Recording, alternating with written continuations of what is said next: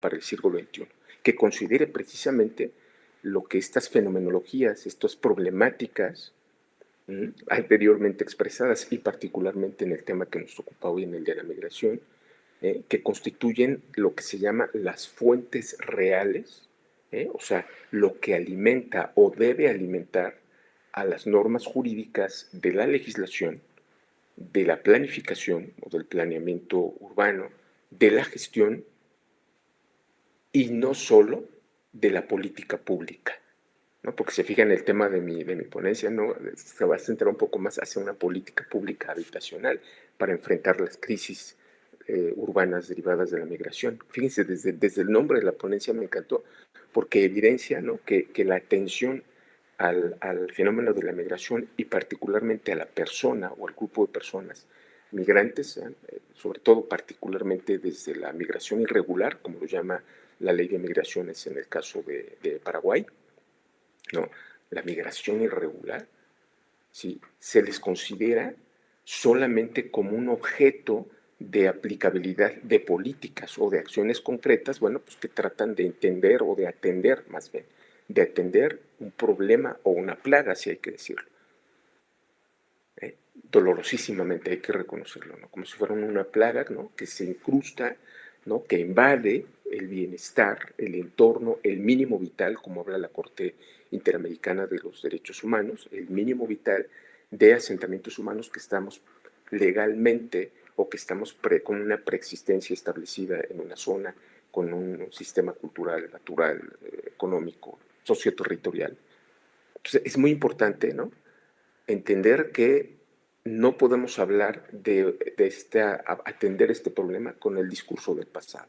Requerimos un hombre nuevo, requerimos una dinámica, un nuevo paradigma, que es lo que estamos trabajando con ONU Habitat, pero ese nuevo paradigma, y aquí viene algo también importantísimo, es una invitación a ustedes, a los participantes, a que al abordar este nuevo paradigma nos olvidemos de la política pública como tal, porque la política pública es una acción directa que no implica planeación.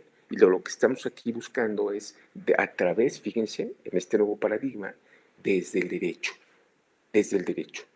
Desde el derecho, que esto quiere decir desde la legislación, desde el planeamiento urbanístico legal, desde los derechos reales, o sea, desde los derechos asociados al derecho a la propiedad, que más adelante explicaré, y los atributos que ello implica, pero también con un enfoque de derechos, con un enfoque directo de derechos que consideren a estas personas no como un problema para las ciudades, sino como receptores con el sentido más amplio de protección posible, que es lo que se llama el principio dentro del sistema internacional jurídico de los derechos humanos, el principio pro homine,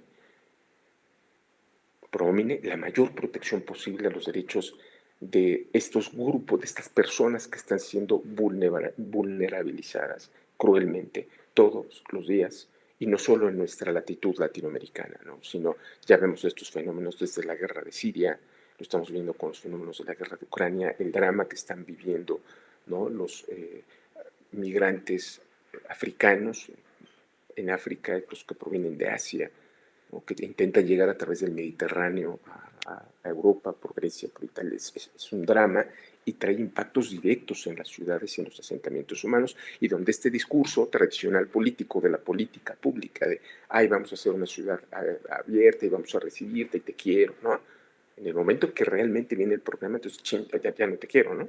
Ya no te quiero, porque estás causando un impacto grave en la infraestructura, en los equipamientos, en la imagen urbana, en la visual, en la forma de coexistir culturalmente con mi gente. ¿Se fijan?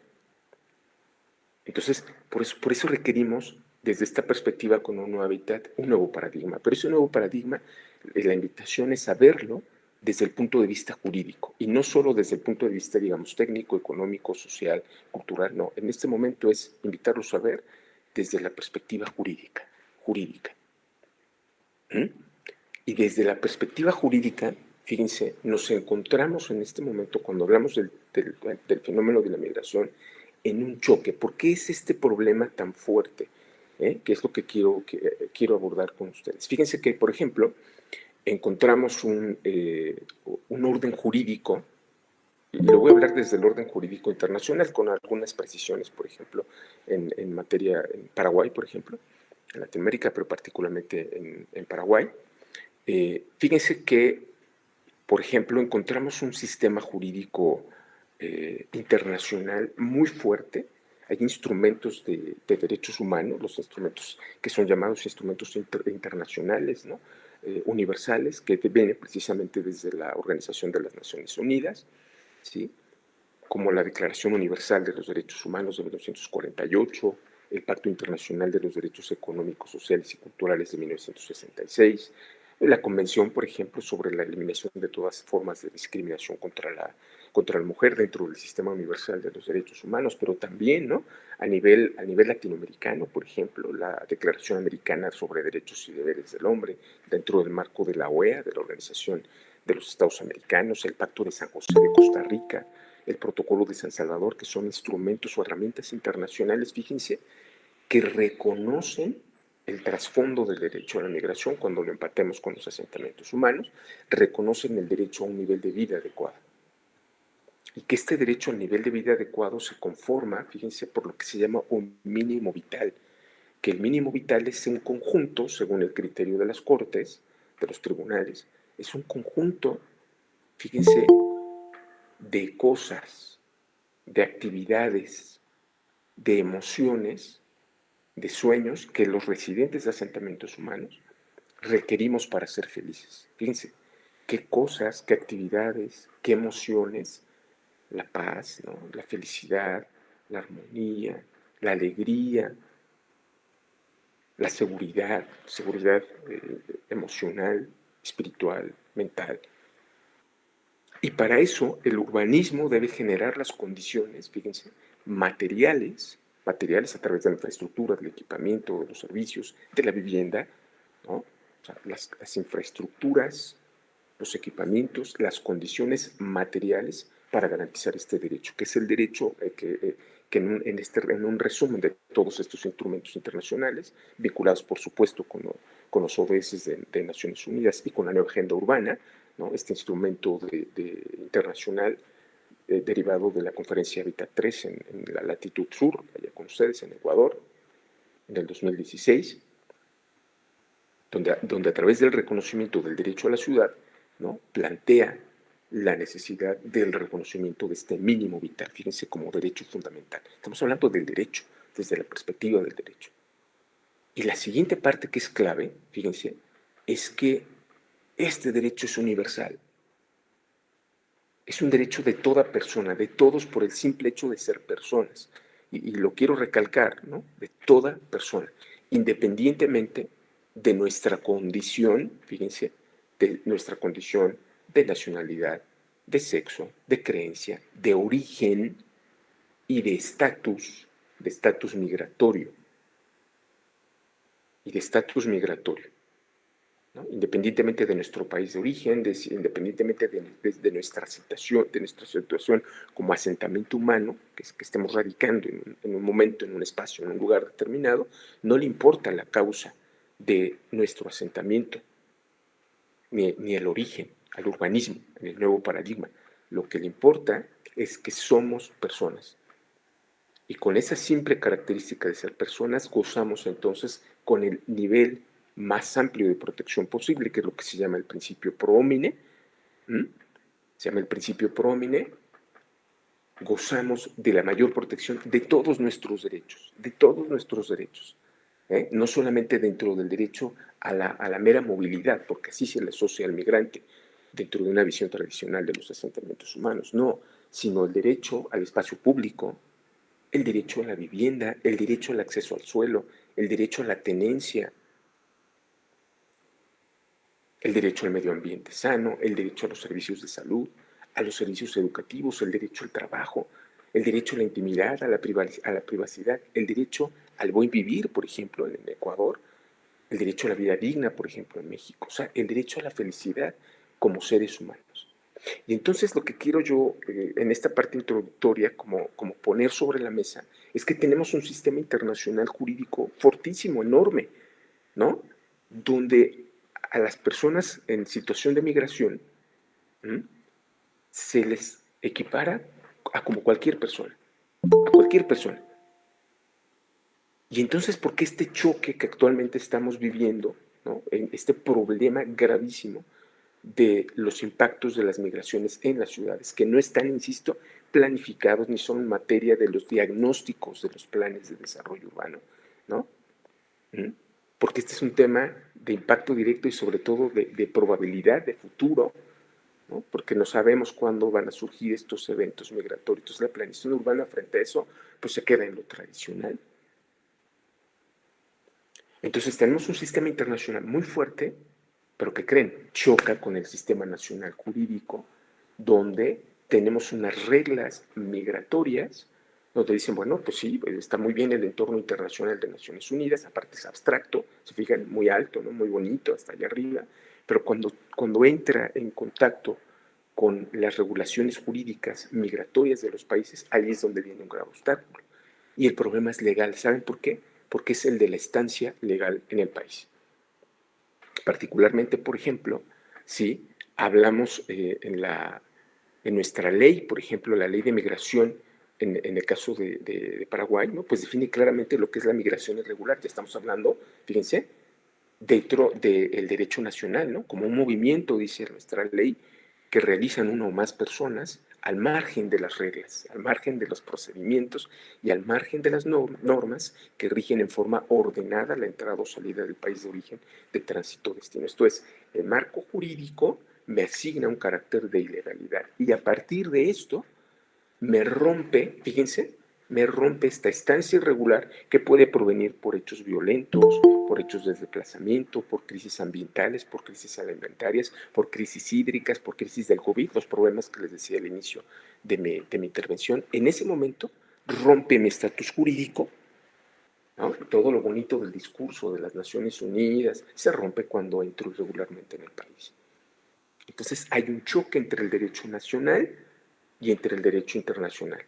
O sea, entre la comunidad de las naciones que dicen protejámonos, unámonos, nadie atrás, no podemos dejar a nadie atrás, claro, pero cuando entre en contacto con mi ámbito de seguridad nacional, de seguridad de mis asentamientos humanos, mi seguridad cultural, mi seguridad de mis derechos de propiedad, de mis derechos de vivienda, mi seguridad que me da la comodidad de una vista bonita, se rompe con este fenómeno y se convierte entonces en una plaga política.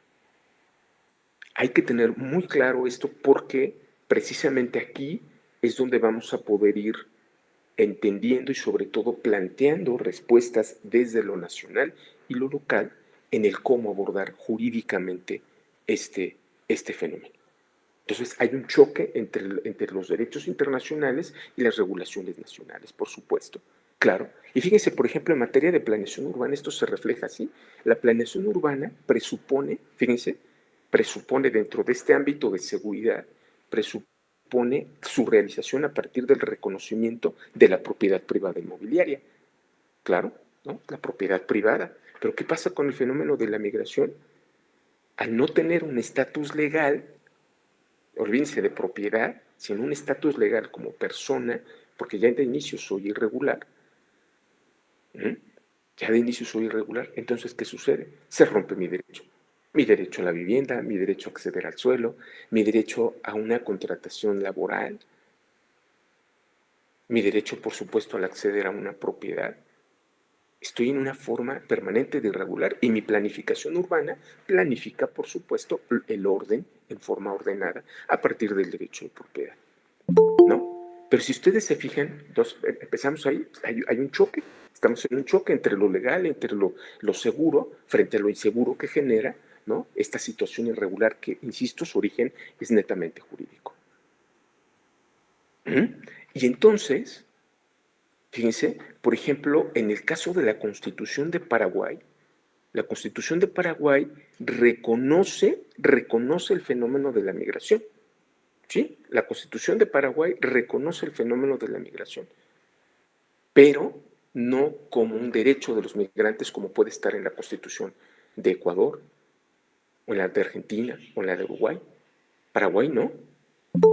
Pero sin embargo dice que todo habitante debe tener, fíjense, todo habitante debe de tener acceso a los derechos económicos, sociales y culturales. Muy interesante. No dice todo ciudadano del Paraguay, dice todo habitante. Entonces, desde la perspectiva constitucional empieza a ver como que el lenguaje es muy importante dentro del derecho. ¿Mm? Y entonces, cuando hablo que no es un ciudadano, pero que es un habitante, la Constitución de Paraguay, por ejemplo, no nos define lo que es un habitante.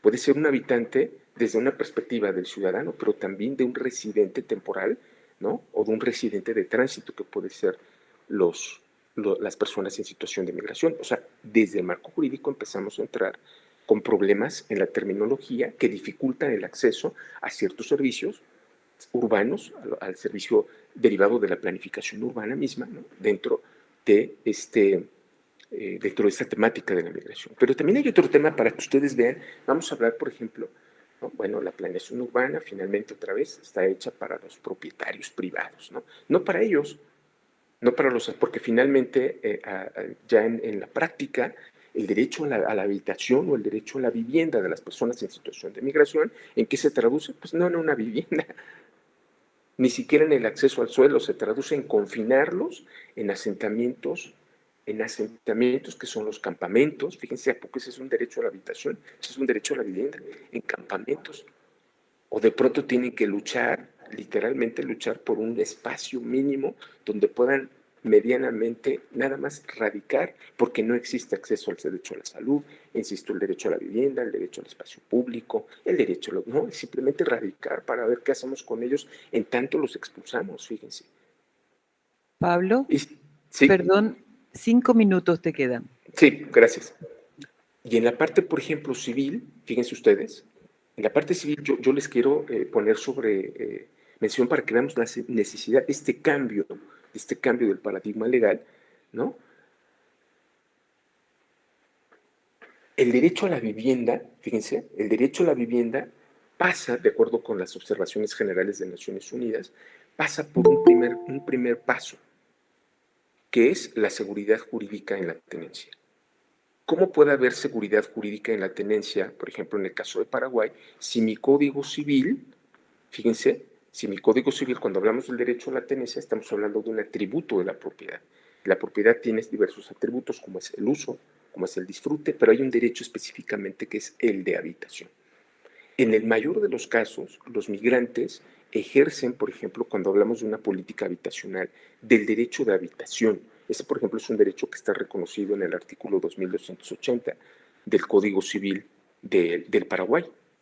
Pero fíjense, este derecho es, olvídense del derecho a la vivienda y de la política habitacional, simplemente reconoce el derecho a morar, fíjense, a estar en un inmueble o objeto construido que se limita a las necesidades personales del beneficiario, que personales y a lo mejor de su familia, del beneficiario y de su familia. Es un derecho de habitación, ni siquiera es un derecho de propiedad, ni siquiera es un derecho de uso o usufructo, porque son diversos niveles, por ejemplo, que el Código Civil establece en el caso de Paraguay, ¿no? Aquí simplemente es un derecho disminuido, fíjense, el derecho de la habitación. Entonces, ¿cómo puedo yo hablar de un sistema jurídico que garantice el derecho a la vivienda si desde las mismas formas del derecho civil me está obstaculizando el que las personas en situación de migración puedan tener acceso al suelo, puedan tener acceso a una vivienda? Porque también me dice el Código Civil que el derecho a la habitación se constituye a través de los actos jurídicos. ¿Cómo voy a generar un acto jurídico? Yo que soy un migrante, por ejemplo, un contrato de arrendamiento, pues si no tengo el estatus jurídico legal, ¿se fijan? Porque mi marco jurídico nacional está rompiendo con los grandes postulados del derecho internacional. Entonces, con esta parte cierro esta primera parte de la intervención, es la importancia del derecho. Es un fenómeno, los impactos urbanos están olvidando la visión jurídica.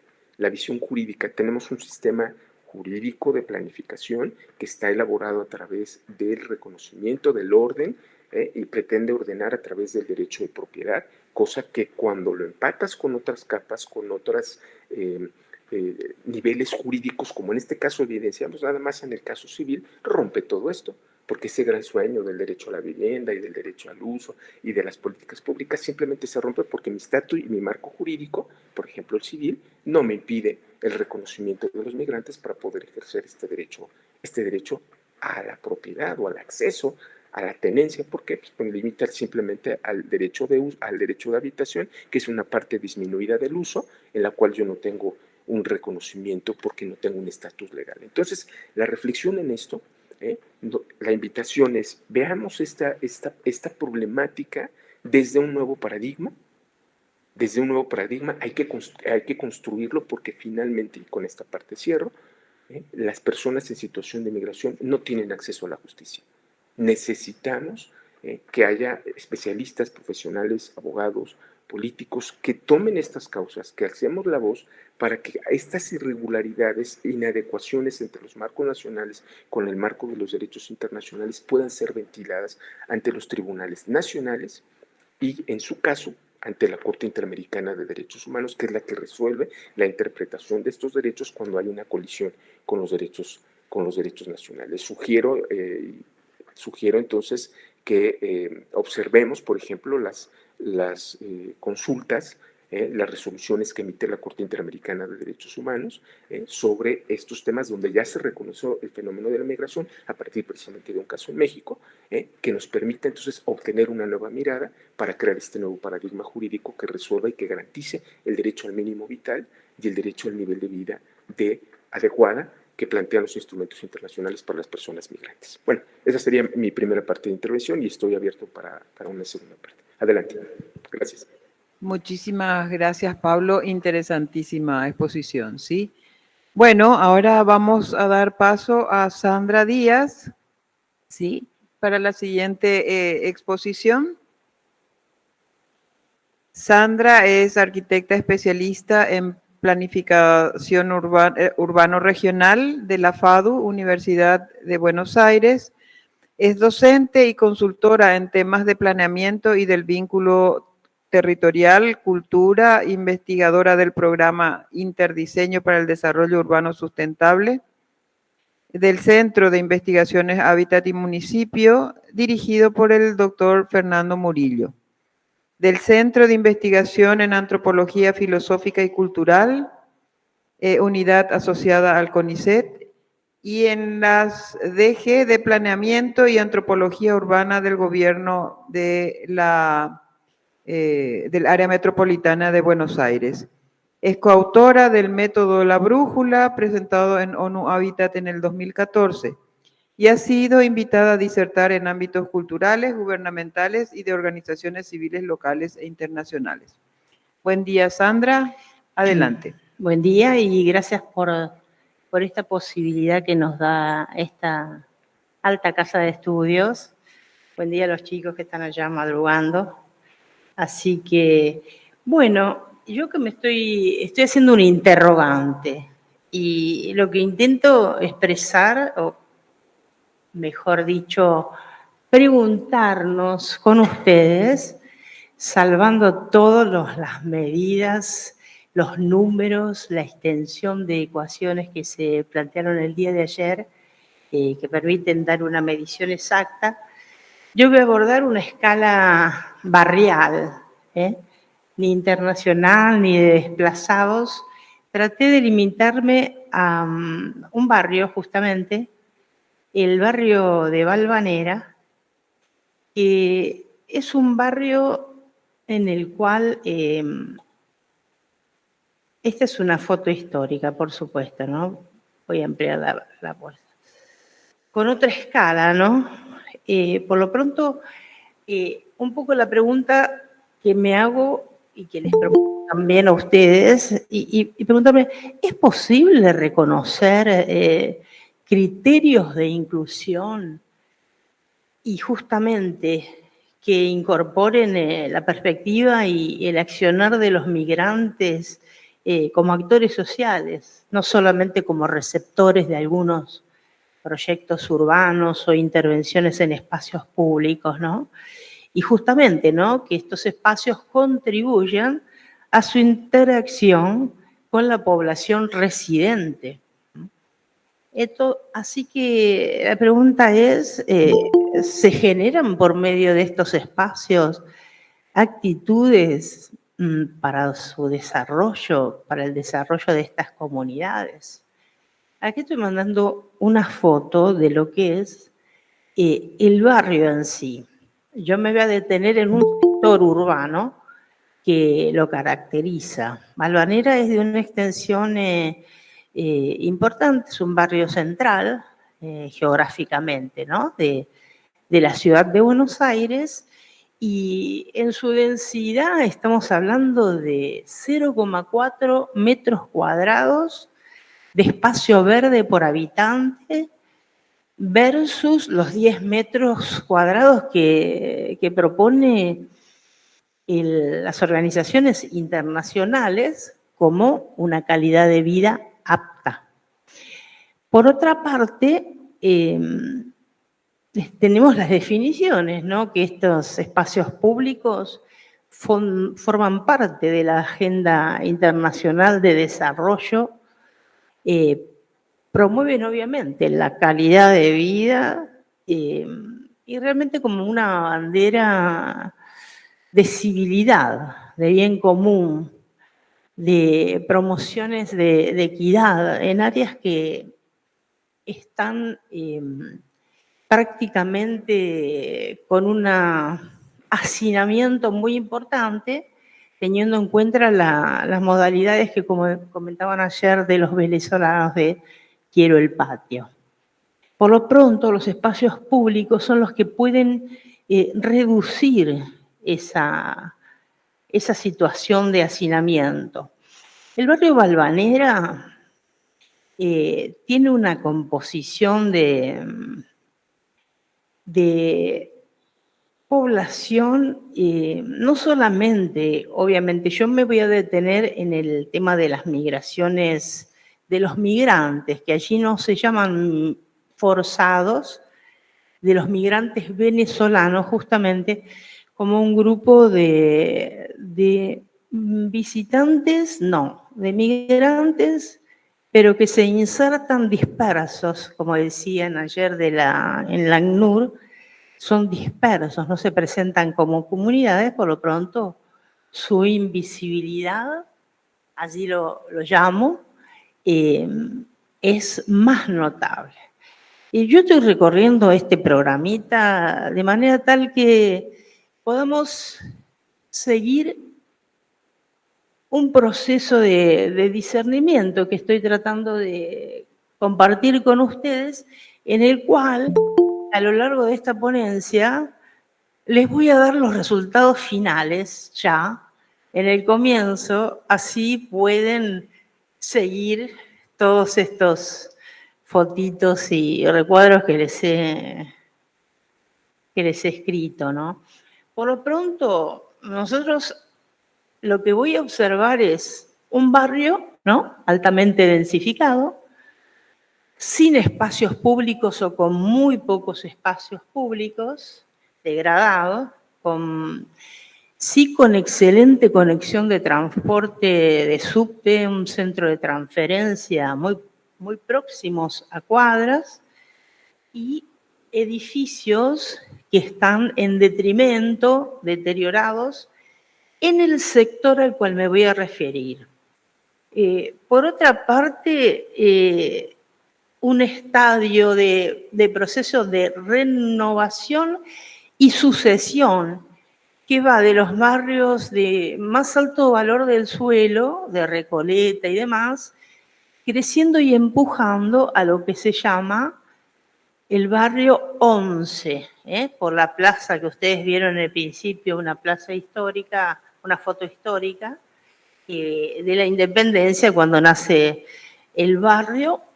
Y estoy hablando entonces de un proceso claramente de gentrificación. ¿Por qué?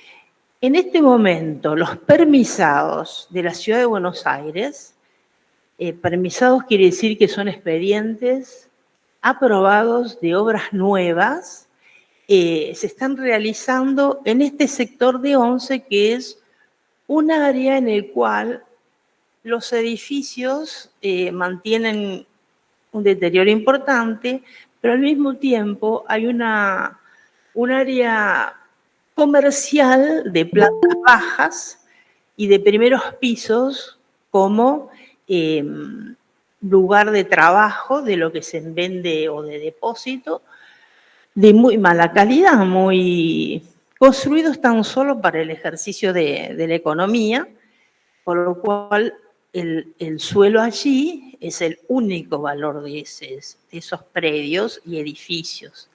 Aunque ocupan bastante espacio, la gente no reside allí, por lo pronto, de noche es un área con persianas bajas, peligrosas, ¿no? La concentración en este momento en la ciudad de Buenos Aires de habitantes migrantes venezolanos se da, bueno, en el país por supuesto, ¿no? En Argentina es la mayor receptora de migrantes venezolanos. Capital Federal obviamente supera lo que es, nosotros llamamos obviamente la región metropolitana, el cono urbano, y de esa manera esa concentración migratoria venezolana se presenta en esta área en forma dispersa, con unos oficios de origen altamente capacitados y con mucha posibilidad que le permiten un ascenso en el trabajo y por lo pronto ascenso social por sus ingresos.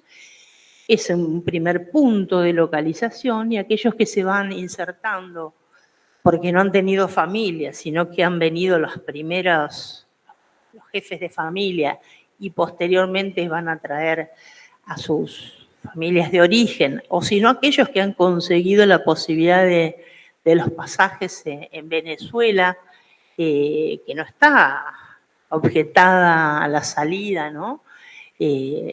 Los migrantes hacia otros lugares, sino que el corte pasa por la mensualidad que ganan ellos en sus salarios y el precio de los vuelos.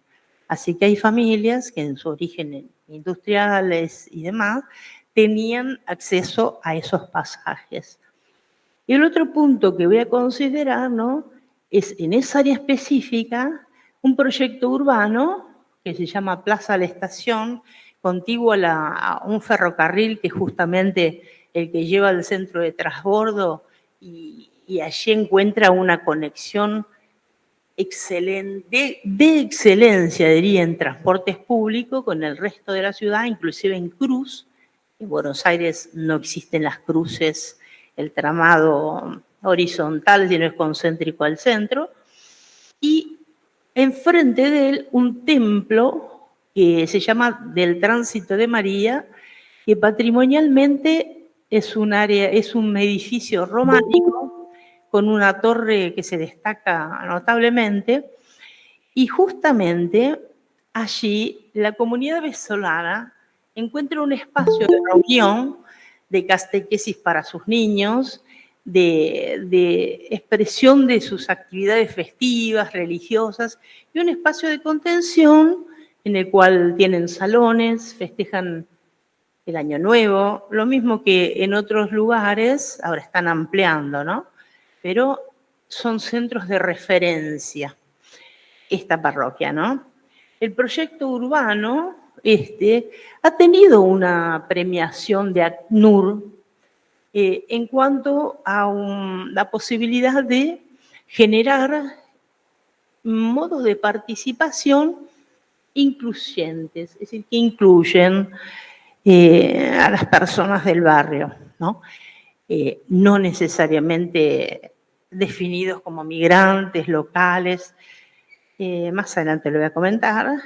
Y este proyecto urbano, lo notable es que su generación en 3 meses de participación desde juntas vecinales, desde vecinos sin una representatividad como actor social, sino un vecino que se presenta, En 3 meses arribaron a un proyecto que me arriesgo a decir cerrado y no urbano, en los salones de este edificio patrimonial que es la sala de reuniones de la parroquia. Allí se gestó la participación y allí es donde yo pongo mi primer pregunta, que en este momento hay una escisión, no hay una cohesión urbana, mucho menos social, con el entorno ni entre sí.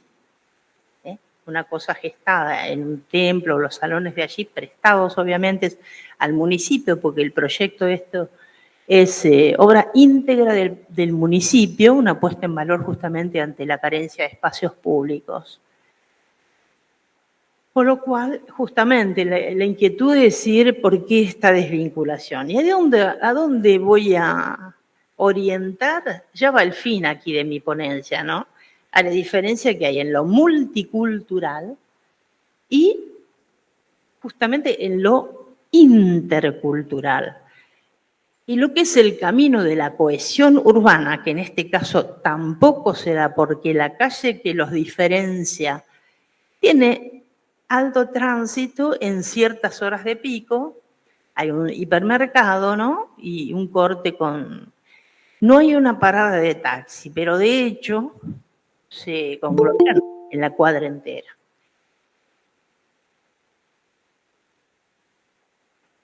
Bueno, y ahora vamos a recorrer un poquito el tema de la gentrificación. Acá les estoy mostrando, a ver si sale bien. Por ahí si apagamos la segunda línea van a salir bien, porque son un poquito oscuras las diapositivas. Esta es Valvanera, que es una comuna, acompañada por San Cristóbal, que es otro de los barrios, pero en Valvanera es donde se da. Este edificio, aquí estoy tratando de mostrar la presión que viene de barrios de clase alta tradicionales, ¿no? No de una clase exuberante. Y justamente lo notable es decir, los permisados de los cuales me refiero, por normativa se los llama porque tienen tan solo los amenities, ¿no? De lugares de reunión o de la piscina en planta baja. En Buenos Aires los categorizan como suntuosos. Ese es el avance que va, justamente estos lotes que yo estoy diciendo casi vacantes porque el valor es cero. Por lo pronto la gentrificación, el avance, ¿no?, de las nuevas clases hacia ese lugar, es muy alta la densidad en el entorno. Y en el entorno no va a haber un recambio inmediato. Se puede decir en este caso que la gentrificación genera recursos, ¿no?, genuinos, y demanda por los nuevos servicios. Por lo pronto es una oportunidad que genera ingresos para esta población venezolana y para otras, como también los habitantes del barrio. Yo en algún momento estoy poniendo aquí algunos links que en algún momento se pueden ver. Entonces la definición como proceso de renovación, ¿no?, que da la ONU, y reconstrucción urbana y el flujo de clase alta, y lo que yo llamo permisados, esos desplazamientos futuros, pueden ser positivos. Y justamente aquí está el tema de los migrantes, que yo los llamo invisibles, pero con un acento en los venezolanos. ¿Por qué? Porque su dispersión en el territorio, su mimetización con las formas de vivir en esas áreas postergadas de hacinamiento que son inquilinatos y demás, que ahora voy a mostrar, varía año a año, y en este momento el 1% de la población venezolana que llegaba al país y se localizaba aquí, ha pasado desde el año 2011 al 2018 a generar un crecimiento que los lleva a ser un 32% y me arriesgaría más porque esta expansión, esta vuelta a Argentina, que por estadísticas dicen que son muy bien recibidos, y de hecho lo son, sobre todo esta población, se encuentran en entornos socioculturales, ¿no?, diversos, generan una innovación y tendencias, pero su dispersión no los hace notables. Su similitud en cuanto a vínculos laborales, justamente estoy hablando, este es de alta calificación, son de alta calificación, y las modalidades de vida que demandan, ¿no?, espacios libres, espacios de recreación. Perdón, Sandra. ¿Me faltan 5? 5. Perfecto. Bueno, y les abro acá, como ya les di el resultado, me manejo más tranquila. Y sí, 10 años después, los conventillos sí parecen tierra de nadie. No está medido la cantidad de lugares y piezas de inquilinato, no hay una medición. Pero diríamos que si en 1904 había más de 2.400, hoy podemos hablar de una disminución claramente, ¿no? Albergaban otro tipo de migraciones. Actualmente hablan de 120.000, pero no está el registro real de inquilinatos, pensiones, hoteles, que es la oferta que también tienen los residentes de allí, porque es un área realmente degradada. ¿Cómo me voy a ir de este diario? Voy a tener que ir volver a mi programita. Bueno, acá está justamente alguna división y voy a adelantar un poquito, ¿no?, de las relaciones de los distintos grupos migrantes y en la calificación, ¿no?, de profesionales. Venezuela se destaca especialmente sobre los otros. Aquí estoy mostrando algunas de las actividades y estoy mostrando por primera vez el borde del nuevo centro y el frente de esta parroquia en la cual fue discutido esa construcción, ese nuevo edificio. Mientras tanto, hay comunidades que buscan sus derechos. Estos son los manteros de 11, que nosotros llamamos, que en verdad es un área diferente dentro del barrio de Valvanera. Los manteros, bueno, es un tema muy común en las grandes metrópolis. Bueno, de alguna manera están organizados, pero aquí es de todo tipo de personas, ¿no? Aquí está hablando de la constitución de domicilios por nacional de origen, que es muy rápida, muy sencilla. Y bueno, esta es una foto que me pareció linda mostrarla porque se manejan mucho en web, en espacios, en Facebook, en Instagram, las comunidades y también los venezolanos ofreciendo necesidades, servicios y demás. Este es un concurso premiado, típico edificio de Valvanera, y una migrante. Este es el proyecto completo que fue armado como proyecto, no como proyecto de arquitectura, porque las demandas eran tan solo: queremos espacio libre, queremos espacio cerca, lugares para desarrollar actividades culturales, y la convocatoria a estos migrantes no fue directa, porque aquí están las reuniones de las juntas directivas de los barrios, vecinos, como les decía, y arriba muestro una parte lateral de la iglesia, que ahora se los voy a mostrar lo estética, lo bella que es, y todas sus actividades, en este caso religiosas, se dan en la calle, enfrente de lo que son este parque que no ha sido asumido porque aquí está la torre de la parroquia, está el ingreso al barrio y todas las actividades se dan dentro de la vereda, que no fue tratada como cohesión urbana, ni siquiera, fue como un desconocimiento de la misma. Acá estoy poniendo, ¿no?, las líneas de taxi que están cubriendo, los botaderos, y aquí ven una perspectiva estética muy linda, pero estos caminos vienen de una calle de alto tránsito que no conduce a nada porque es paralela al ferrocarril y Sandra, es ideal para salir. 2 minutitos. Perfecto. Y con esto voy a tratar de terminar. Las actividades parroquiales siguen estando de rejas adentro. Las actividades que se podrían decir de cohesión social se presentan, como decía el amigo que hablaba de los venezolanos, en formas de actividades, de juegos.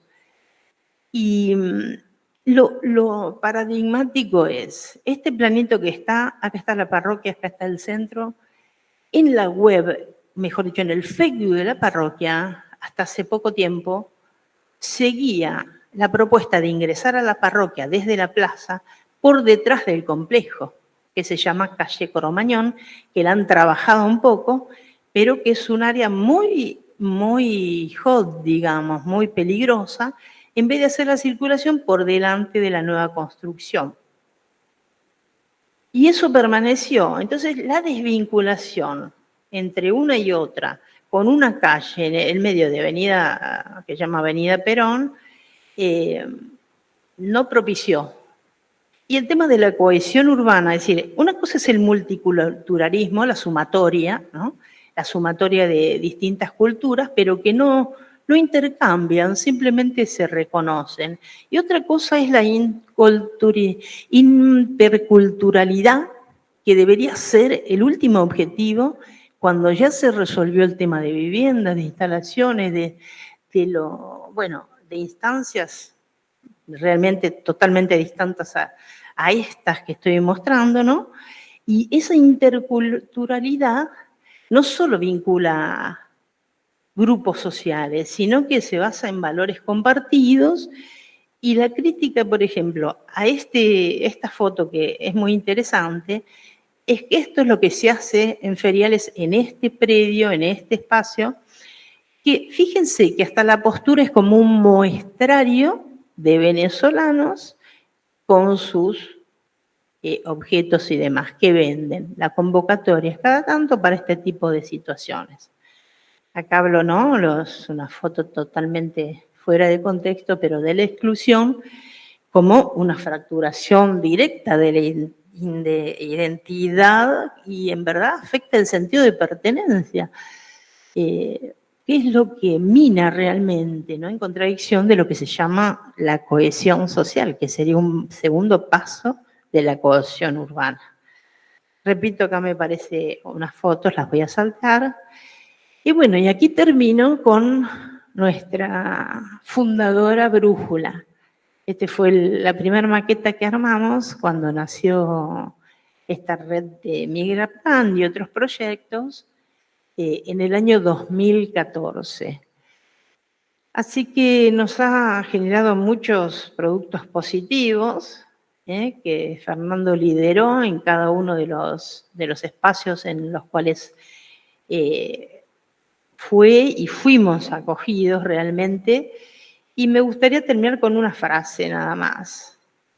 El desarrollo, es decir, podemos hablar de la paz, podemos hablar del desarrollo de estas comunidades que siguen siendo comunidad, pero que tienen que pasar a lo que es ser vecino y de ahí a lo que es ser ciudadano, no solamente dispersos, ¿no? Y me preguntaba justamente en esta inserción de las comunidades si vamos a apuntar o si se pueden generar medios de manera tal que no se limite la referencia a todos los migrantes a trabajar en un desarrollo que sería el objetivo de un Estado por medio de estos edificios o proyectos, pero con una convocatoria realmente abierta, que no se limiten a la no xenofobia, porque a los venezolanos no se le tiene ese tipo de aprehensión, sino justamente a una inclusión diversa, porque yo que estoy citando algunos textos y justamente me estoy refiriendo a lo que es el tema de la paz, la convivencia, el desarrollo, los últimos objetivos que debe tener cualquier política migratoria. Bueno, y decirles a todos, ¿no?, que de entrada que se propuso este quinto Migraplan, pensé en el desarrollo y pensé en el año 60, cuando se denominó a la paz, no con el nombre de la no violencia a la paz, sino que el nuevo nombre de la paz comunitaria, que implica el desarrollo, es desarrollo. El nuevo nombre de la paz es desarrollo, es un pensamiento del Papa Pablo VI. Bueno, con esto doy por terminada y agradezco a los que pudieron seguir este camino recorrido. Muchas gracias, Sandra. Pasamos ahora a nuestro siguiente expositor, Sebastián Castañeda. ¿Cómo están? Muy buenos días. Estás, Sebastián. Bueno, te presento. Sebastián es de Colombia, es politólogo y profesional en gestión urbana, es especialista en finanzas públicas y planificación estratégica urbana del Centro Iberoamericano de Desarrollo Estratégico Urbano, es magíster en economía metropolitana y regional y estudios de maestría en hábitat popular y pobreza urbana en América Latina. Es investigador de la Fundación Tejido Urbano. Buen día, Sebastián, te escuchamos. Muy buenos días, muchísimas gracias por esta invitación. Un saludo muy especial a todas las personas que nos acompañan desde el auditorio. Estoy muy feliz, me siento muy honrado de poder participar en este encuentro latinoamericano a propósito de un fenómeno que creo anima justamente esas relaciones, ¿no?, que nos tejen como pueblos hermanos. Así que me emociona un montón, agradeciéndole también a todo el equipo del Migraplan, a Fernando Murillo y a todo su equipo que desde hace ya casi una década, digamos, viene alimentando una reflexión técnica y de acción colectiva en torno a los retos del hábitat popular y en particular de la migración y las respuestas del hábitat. Yo soy Sebastián Castañeda, soy digamos, un fiel creyente en que el hábitat popular y las discusiones en torno al hábitat y al desarrollo urbano animan los procesos de acción colectiva más importantes de las sociedades. Y en este caso he preparado una presentación que he denominado de fincas a barrios, justamente para ejemplificar lo que está sucediendo hoy en la capital de mi país, en Bogotá, en términos de un fenómeno que reconocemos muy importante, que probablemente, como lo hemos conversado en estos 2 días, ya es claro como un desafío de política, pero que todavía, digamos, estamos en el reto de entender mucho mejor y probablemente de asimilar las consecuencias que tienen los diseños de política en la agudización de las problemáticas de inclusión y de integración de pueblos y comunidades, digamos, que migran en este espacio latinoamericano producto de diferentes razones. Ustedes están viendo ya mi presentación. Mi presentación se denomina de fincas a barrios justamente porque quiere hacer énfasis en la transformación que están teniendo los suelos de expansión urbana y la presión que está recibiendo la ruralidad de la ciudad de Bogotá, que es la capital de Colombia, a partir de la lógica de la necesidad de poblaciones que no encuentran una respuesta clara en el diseño de políticas y se ven obligados a iniciar estos procesos de ocupación que, como lo vamos a ver, también son un caldo de cultivo para organizaciones criminales que aprovechan la necesidad de las personas para promover, digamos, estas condiciones de acceso deficitario al suelo y la vivienda. Esta primera imagen creo que ayuda a ilustrar, y por eso quería empezar con esta imagen, justamente lo que está sucediendo, estos prados verdes que fueron en su momento el área rural de la vereda de Quiva en la ciudad de Bogotá, hoy se están convirtiendo en nuevos barrios, y esa transformación de fincas a barrios está teniendo unas implicaciones importantes, que es justamente lo que quiero preguntarles.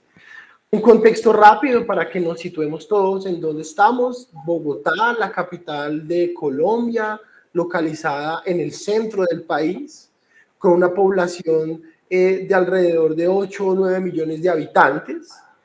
El caso particular que vamos a discutir hoy es el caso de Ciudad Bolívar, que es una localidad, una agrupación de barrios de nuestra ciudad de Bogotá, que representa en términos de población la 8ª ciudad del país. Es una población de 776.000 personas. Digamos, es una población muy importante que en términos del reto administrativo ya les puede dar a ustedes una idea de lo que significa la gestión en estos territorios. Perdón. Estamos hablando de Bogotá, la capital del país, y el caso particular que quiero presentarles es de la localidad de Ciudad Bolívar, que está al sur de la ciudad, en este polígono amarillo que estoy acá punteando con el láser. En esta localidad, que es una localidad de 770.000 habitantes, está sucediendo este fenómeno. En este mapa grande ustedes encuentran en un morado el área correspondiente al suelo urbano, y en amarillo el área correspondiente a la expansión informal. Alrededor de 390 hectáreas de expansión informal, que son justamente la respuesta de una población que no encuentra en el diseño de la política una alternativa de acceso al suelo y la vivienda, y empieza a presionar muy fuertemente la configuración de un mercado informal de acceso al suelo y la vivienda, con todas las implicaciones que eso tiene. Una idea para que también nos situemos en lo que significa para Colombia el desplazamiento forzado, y quiero hacer énfasis en desplazamiento forzado porque, aunque reconocemos que en este momento hay un proceso de migración internacional muy importante, nuestro país y su sistema urbano ha sido sobre todo el resultado de un proceso muy, muy intenso de violencia que ha reconfigurado territorialmente el país. En Colombia hay registradas 8.400.000 personas como víctimas de desplazamiento forzado en Colombia. Esto es como si toda la población